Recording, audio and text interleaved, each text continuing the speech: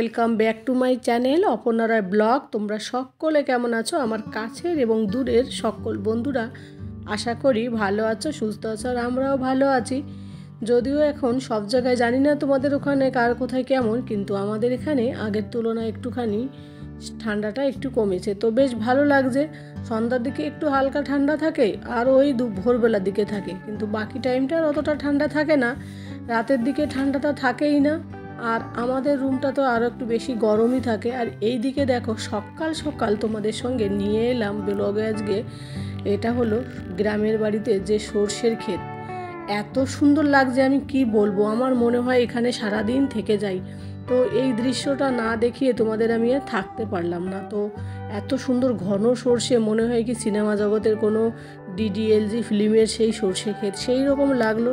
তাই ভাবলাম তোমাদেরকে একটু দেখিয়ে দিই। তো আমার তো খুব ভালো লাগছে, আর এইরকম গ্রামে গরু ছাগল এরকম ঘাস খাচ্ছে, এগুলো দেখতেও বেশ ভালো লাগে। তো যাই হোক বন্ধুরা, সকালে সকালে অনেক কাজের পালা, এবার কাজ শুরু করে তারপর তোমাদের সঙ্গে ফিরে আসব। তো ঘুম থেকে উঠে বিছানাটা পরিষ্কার করে নিলাম, যদিও তারপর ছেলেটা এসে আবার বিছানাটা থেকে যা না তা করে দিল।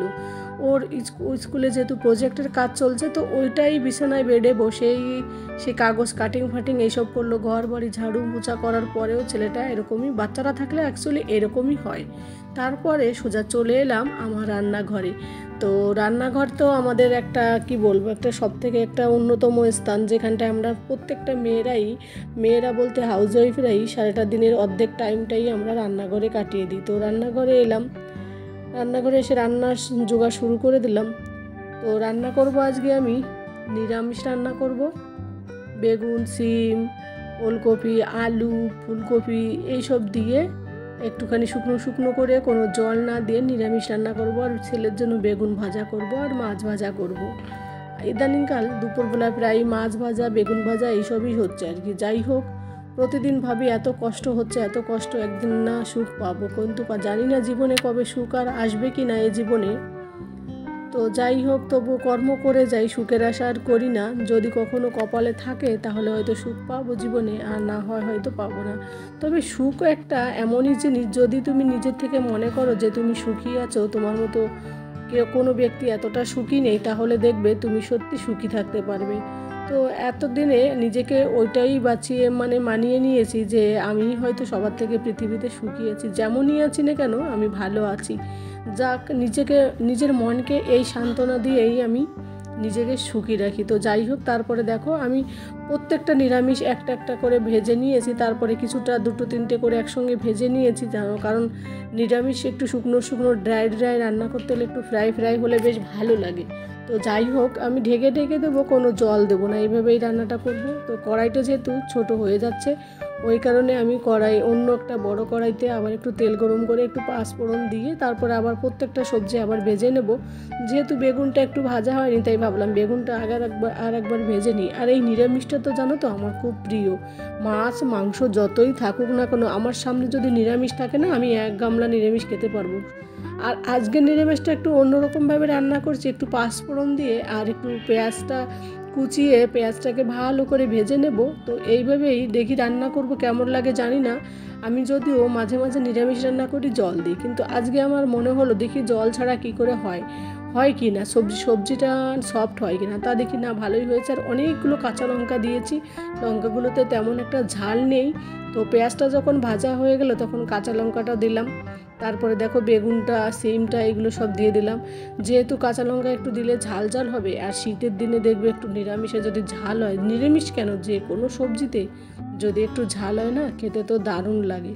আর আমার তো যেহেতু ফেভারিট নিরামিষ, একটু ঝাল একটু লবণ ঠিকঠাক হলেই বাস, আর কিছুই লাগবে না। তেল কম দিয়েও যদি রান্না করে নিরামিষ, তেল ছাড়াও যদি এরকম শুকনো শুকনো সিদ্ধ করে নিরামিষের ঘ্যাটের মতো বানিয়ে দেয়, তবুও আমি সেটা খেয়ে নিই, আমার এতটা প্রিয়।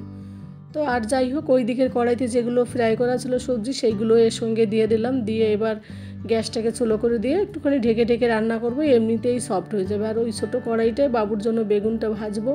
আমার ছেলে আবার ইদানিংকাল বেগুন ভাজা খেতে খুবই ভালোবাসে, বেগুন ভাজা হলে ওর আর কিছুই লাগে না। সেই দিন ভাত যদি আমি বেশিও দিই মাখিয়ে, ও খেয়ে নেয়। ওকে আর আমার বলতে হয় না যে বাবু জলদি খেয়ে নাও, এটা করো ওটা করো। যাই হোক, তারপরে দেখো লবণ হলুদ দিয়ে সবজিটা ঢেকে দেবো। আজকে জানি না রান্নাঘরে কতটা শেয়ার করতে পারবো তোমাদের সঙ্গে। অ্যাকচুয়ালি ব্লগ বানাতে হলে প্রত্যেকটা মুহূর্ত যদি শেয়ার করা হয় না, তাহলে ভিডিওটা অনেকটা বড় হয়ে যাবে, তোমরা হয়তো বোর হয়ে যাবে প্রতিদিন একই জিনিস দেখাতে। তাই হয়তো সব দিন সবটা শেয়ার করা হয় না। আর এই দিকে দেখো বন্ধুরা, রান্না করতে করতে আমি প্রতিদিনই দুধ চা অথবা গ্রিন টি অথবা যে কোনো একটা জিনিস মানে গরম টাইপের একটা কিছু খেয়ে নিই। আমার চায়ের একটা নেশা থাকে, ওইটা কাটানোর জন্য। তো গত রাতে আমি দারচিনি, এলাচ, তারপর লবঙ্গ, তেজপাতা ওই থার্মাস বোতলে রেখে দিয়েছিলাম। তো সেইটা এখন দুপুর 12টা বাজে, এখন বের করলাম, দেখলাম বেশ কালারফুল হয়ে গেছে। আর এই দিকে দেখো আমার নিরামিষটাও কালারফুল হয়ে গেছে। তো নিরামিষটা দেখে আমার মনে হচ্ছিল এখনই খাই, কিন্তু আমি ওই যে একটুখানি গরম জিনিস, চায়ের মতো জিনিস খেলাম, ওই জন্য আর খেলাম না। তবে এইটা দিয়ে রুটি খেতে তো দারুণ লাগবে ভাতের থেকে, আমার যা মনে হয়। মাছের মাথা ছিল ঘরে, কিন্তু আমি আর মাথা এর মধ্যে দিইনি, যে কাটা ফাটা থাকবে থাক, আজকে একটু সিম্পলভাবে এইটা খাওয়া হোক। তো যাই হোক, সবজিটা আমি একটুখানি খুন্তি দিয়ে সবটাই করে দিয়েছি।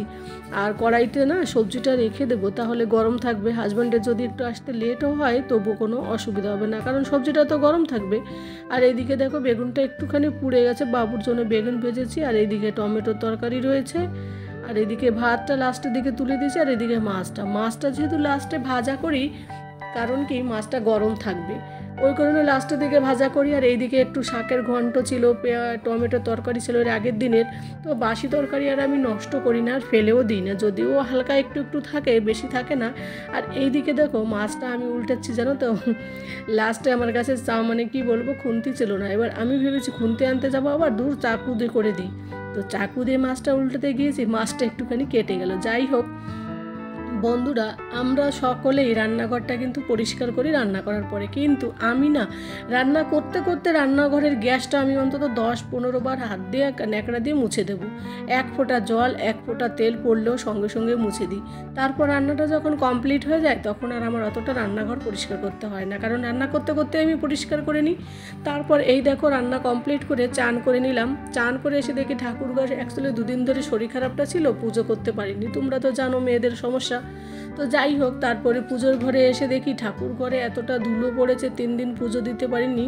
তো সেইটা একটু নোংরাগুলো একটু পরিষ্কার করেছি। গুপু সোনুর জামাটা একটু, ড্রেসটা একটু চেঞ্জ করে দিয়েছি। গুপু সোনুকে চান করাবো না, ঠান্ডা লেগে যাবে, যেহেতু ঠান্ডাটা পড়েছে প্রচুর পরিমাণে।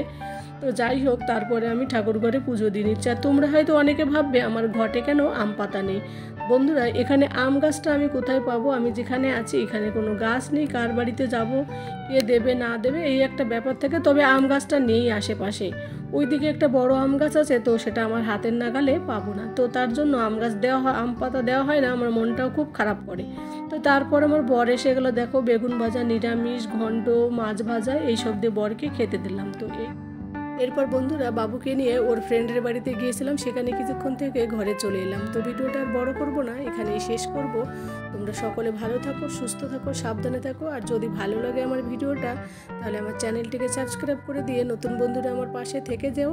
আর পাশে থাকা বেল আইকনটি প্রেস করে দিও, তাহলে আমি যে ভিডিওগুলো দেবো সেগুলো সবার আগে তোমাদের কাছে পৌঁছে যাবে। তো আজ এই পর্যন্ত, টাটা।